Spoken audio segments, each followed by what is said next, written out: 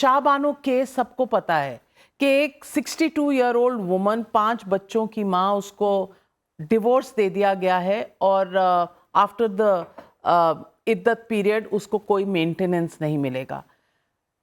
इतना कुछ इसके बारे में लिखा गया है, इतना कुछ पढ़ा गया है। आज की पॉलिटिक्स इस पर इतनी रिवर्बरेट करती है क्योंकि आज भी हमारे देश में यूनिफॉर्म सिविल कोड नहीं है। कुछ रिलीजन्स में अलग रूल्स हैं, महिलाओं के लिए अलग रूल्स हैं for the main. How did you come about this film? How did you agree to do this film? Of course, it's a dream role for any actor. I think the last sentence I think said it all. It is a dream role for any actor. मैंने जब पहली बार उनका नाम पढ़ा था, जिनकी हम बात करें, शाहबानो केस, जब it was making all the headlines and I think उस टाइम स्मार्टफोन्स भी नहीं थे, हम लोग हाई स्कूल में थे, और जैसे आप न्यूज़पेपर पढ़ते हैं, and I still remember that image with her eyes, those haunting eyes. बहुत simple picture, it was just a headshot, but उसमें इतनी depth थी that even though I was a teenager back then, but I remember, I felt something so distinct and so peculiar about that image, and of course then I read about it कि और तो उतनी ही knowledge थी जितनी एक आम नागरिक को होती है न्यूज़पेपर पढ़ के।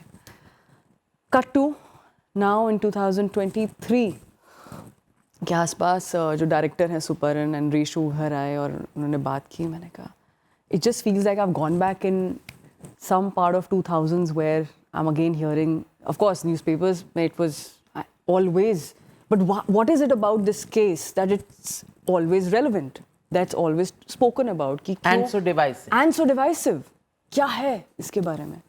तो जब मैंने उनका नज़रिया, उनकी लेंसिंग जब स्क्रिप्ट के ज़रिए मैंने पढ़ी, जो एक एक्चुअली बहुत सिंपल कहानी है between two people about their love, their relation, their separation, what happens now, वो रही हैं उनकी न्यूज़ और उनकी शख्सियत पब्लिक डोमेन में। We don't know anything about हर।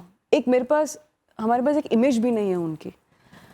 तो मैंने सिर्फ रिवर्स में सोचा कि मैं खुश तो मैं ऑफ कोर्स मैं बहुत हुई, I was really excited, the actor in news, thinking 1000 things at that time कि अच्छा मैं इसको ऐसे पोर्ट्रे कर सकती हूँ, हम ये कर सकते हैं वो, but I was like hold on. जितना मुझे समझ में आया है उनका सोशल बैकग्राउंड रहा है, what kind of person, what kind of woman, वो कैसी महिला होंगी जिनमें इतनी हिम्मत होगी वो एंड तक जाने की जहाँ पर वो गई।